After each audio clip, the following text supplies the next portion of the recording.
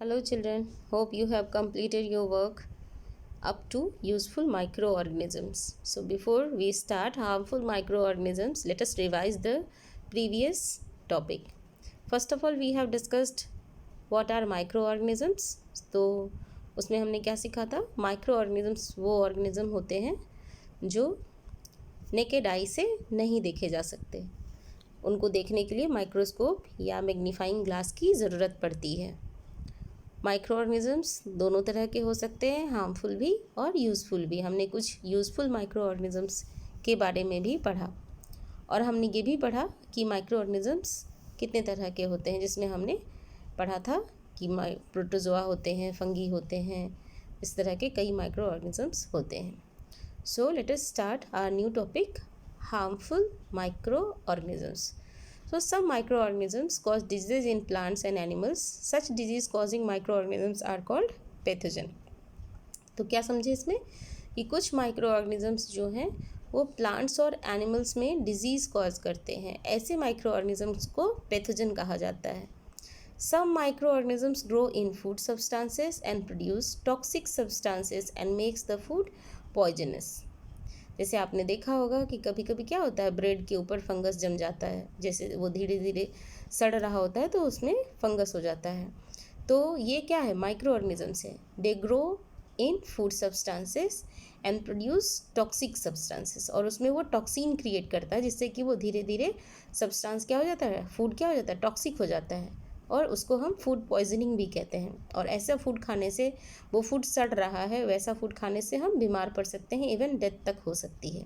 सम micro organisms spoil materials like clothing, leather, wood etcetera.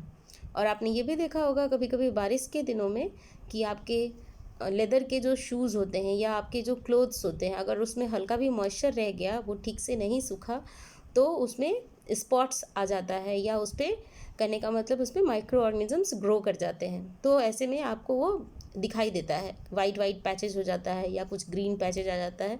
तो क्या होता है, वो माइक्रो ऑर्गेनिजम्स के ग्रो की वजह से वो मटेरियल ख़राब हो जाता है. Now we are going to discuss some of the micro organisms which are causing diseases in human.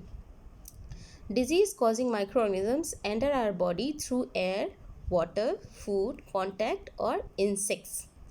तो माइक्रो ऑर्गेनिजम्स हमारी बॉडी में, मीन्स ह्यूमन की बॉडी में कैसे एंटर करते हैं?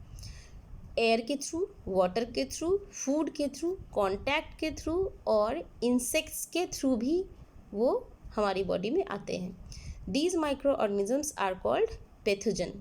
और ये डिजीज कॉजिंग माइक्रो ऑर्गेनिजम्स को हम क्या कहते हैं? पैथोजन कहते हैं.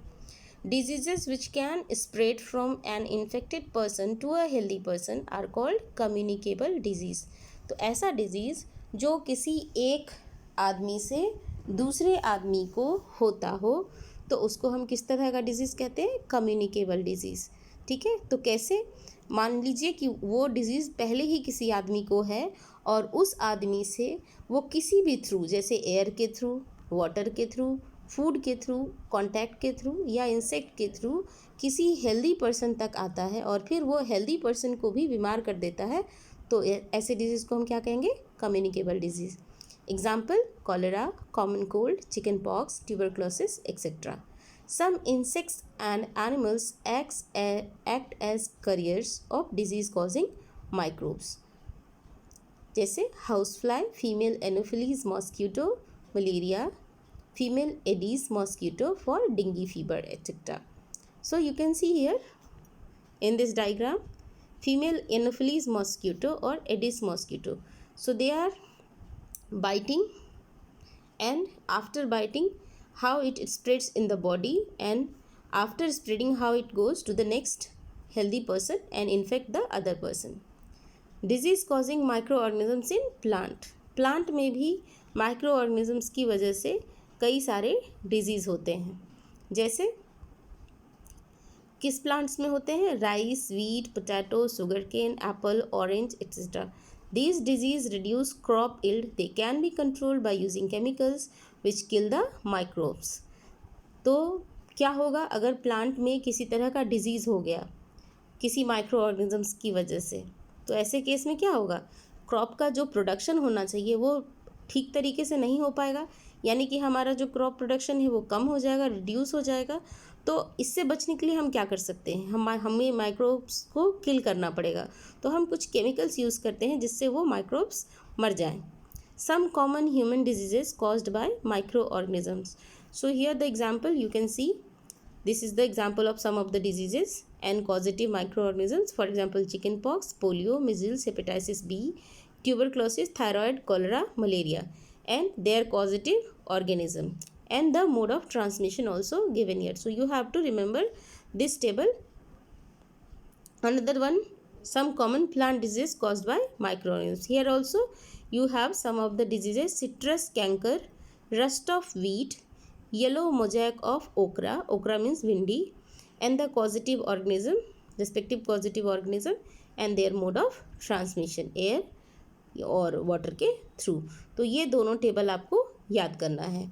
और नेक्स्ट क्लास में हम लोग पढ़ेंगे फूड प्रिजर्वेशन के बारे में।